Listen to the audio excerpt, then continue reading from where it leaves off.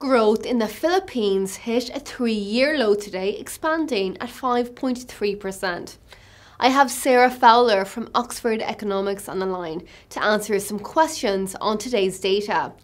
Now, Sarah, how big of an impact did the pullback on government spending and weak farm output have on these figures? So agriculture was quite a big impact. It fell the most since 2010, and agriculture does account for nearly 10% of the economy, GDP.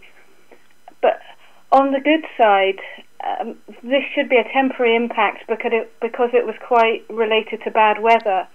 So we do expect agriculture to rebound in Q4, taking the full year GDP growth to close to 6%. And the other thing with agriculture, as the economy diversifies and grows so rapidly, agriculture is becoming less important to the economy. Services is becoming much more important. So the economy is gradually becoming less vulnerable to weather and other disruptions. On the government spending side, government revenues have been growing very strongly in recent years, and we expect the government deficit to narrow sharply this year. The concern is the plans for government spending are often delayed, and some of the reconstruction spending after the typhoon has been delayed, and this will remain a downside risk to the economy going forward.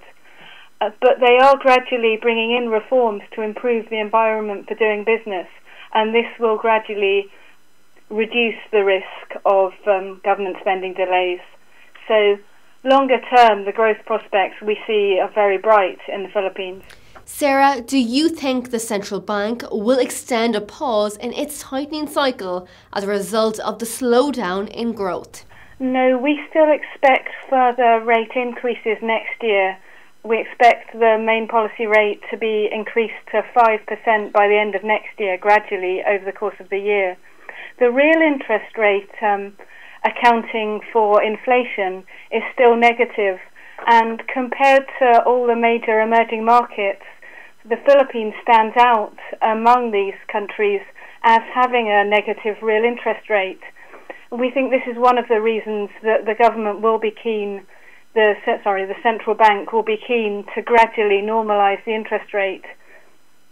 Credit growth is still close to 20%, and they are very keen to maintain financial stability. They've increased the interest rate a couple of times in the last 6 months, and they've also brought in other measures to maintain financial stability. Another factor that we think will drive higher interest rates next year is that the inflation target range for this year was 3 to 5%. The target range for next year for inflation is 2 to 4%, and we think they will be keen to adhere to that. So we see rates as gradually higher next year. Sarah, as always, pleasure having you on the show today. Well, viewers, do stay tuned. Do not go anywhere, as we have plenty more on Dukascopic TV heading your way. Goodbye for now.